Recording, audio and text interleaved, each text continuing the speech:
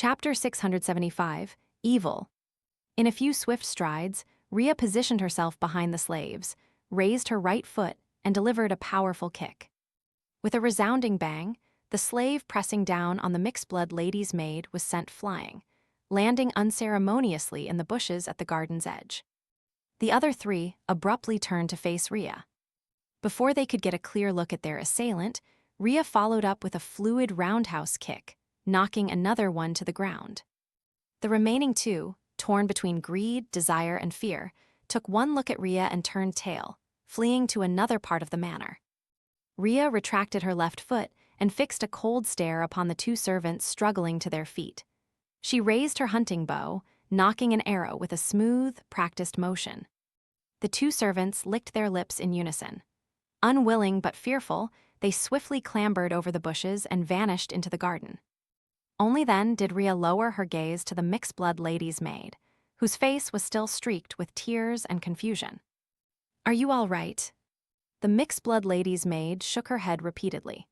With trembling hands, she hastily tidied her half-torn dress and retrieved a dagger that had fallen beside her. Seeing this, Rhea wasted no time. "Find a secluded corner and hide until dawn." With that, Rhea pivoted on her heel and prepared to dash back to where Louis Barry, Camus, and the others stood waiting at the door of the manor's main building. As the mixed-blood lady's maid stood up, her expression darkened, and she raised the dagger clutched in her hand, plunging it towards Rhea's back. Catching sight of the impending danger, Camus shouted, "Watch out!" Though Rhea hadn't sensed the approaching threat, she instinctively heeded Camus's warning and reacted. Surrendering to inertia, she fell forward and rolled to the side, narrowly evading the dagger's deadly path. As she rolled, Rhea pivoted to face her attacker, eyes narrowing as she instinctively raised her bow, aiming at the mixed-blood lady's maid. The mixed-blood lady's maid brandished her dagger, shouting in Intijan, her words laced with hatred, "Why can you join the patrol team while I'm stuck as a mere lady's maid? Don't we both hail from the southern continent? Why, I even have Intijan blood coursing through my veins." Before she could complete her tirade, a crimson fire raven, its hue bordering on white, swooped in from nowhere, colliding with the steel dagger. With a resounding clang, the dagger heated up, an explosive force wrenching it from the mixed-blood lady's maid's grasp, sending it flying several meters before clattering to the ground. The mixed-blood lady's maid faltered, fear supplanting the hatred in her eyes. Lumion, his black hair and green eyes striking, stood on the steps of the manor's main house, one hand casually tucked in his pocket. He called out, his voice carrying, "Where is Miss Amandina?"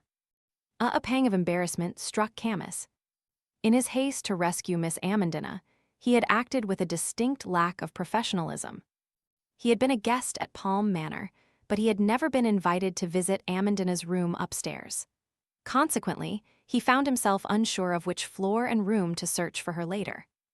If he were to search floor by floor, he would undoubtedly encounter countless obstacles amidst the current chaos. The mixed-blood lady's maid's expression shifted, revealing a blatant desire and anticipation. "She's sleeping in her room, 3rd floor, 2nd room facing the rubber forest. Make haste, she's a vision of beauty, fragrant and pristine. Her figure is exquisite, her skin smooth as silk. She's a cut above the rest of us. Many a gentleman considers her their dream lover. Go quickly." As she neared the end of her speech, the mixed-blood lady's maid gritted her teeth, her eyes alight with an illusory desire to witness something transpire. Lugano's hair stood on end, a chill running down his spine as he confronted the stark malevolence of human nature. Clap, clap, clap, Lumion shook his head, a smile playing on his lips as he applauded. Rhea fell silent for a couple of seconds, before rising to her feet and departing the area. After a few steps, she paused, turning to regard the mixed-blood lady's maid. In a deep, solemn voice, she reiterated, "Find a secluded spot and hide until dawn."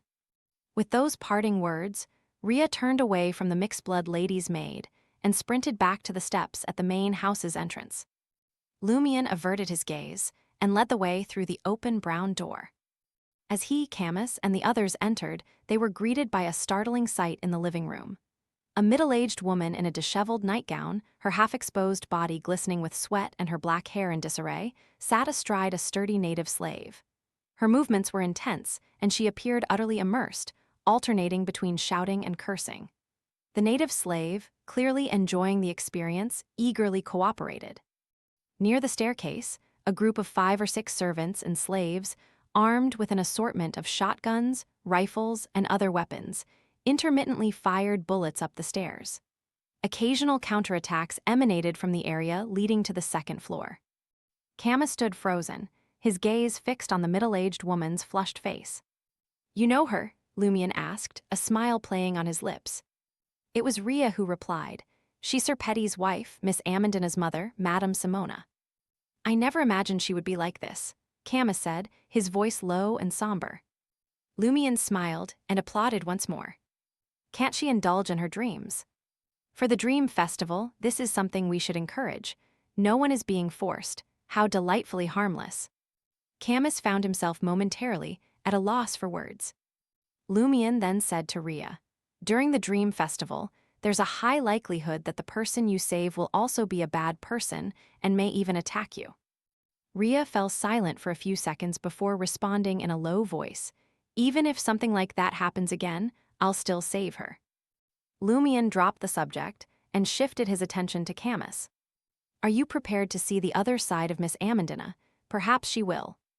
Lumion left the sentence unfinished, instead casting a meaningful glance at Madame Simona, who was in the throes of fierce, foul-mouthed ecstasy.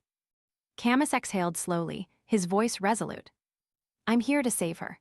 It doesn't matter if she's good or bad, kind, malicious, chaste, or indulgent. After helping her find a safe hiding place and making sure she waits until dawn, we'll head to Twenaku's house. I'm here to save her. It doesn't matter if she's good or bad, kind, malicious." Lumion quietly repeated the first half of the sentence, a smile playing on his lips as he regarded the servants and slaves attempting to occupy the staircase. He raised his voice, asking, "Has anyone seen Miss Amandina? Has she come downstairs?" The servants and slaves turned their attention to Lumion and his companions, swiftly redirecting their firearms. Lumion calmly extended his right hand, making a grabbing motion. With this gesture, crimson flames, their hue bordering on white, ignited in the air, forming a curtain that Lumion seemed to snatch from the void. With a deft grab and push, the fiery curtain abruptly split, transforming into firebirds that hurtled towards the shotguns, rifles, and revolvers before they could be properly aimed. Amidst a series of muffled explosions, the guns dropped from the servants' and slaves' hands, clattering to the ground, damaged beyond use. The servants and slaves themselves suffered only minor burns, their grip on their weapons faltering. Since advancing to Reaper, Lumion's mastery over flames had grown. Even without the lie earring, he could achieve this level of control. Moreover, he hadn't unleashed his full power. He hadn't even summoned the blazing white flames in order to minimize the damage. "Now, can we have a civilized conversation?" Lumion smiled at the servants and slaves. Behind him, crimson fire ravens, their color nearly white, materialized, poised to strike at a moment's notice. An Intisian valet, who seemed to hold some influence among the group, couldn't conceal his fear as he replied, "Amandina hasn't come down. Otherwise."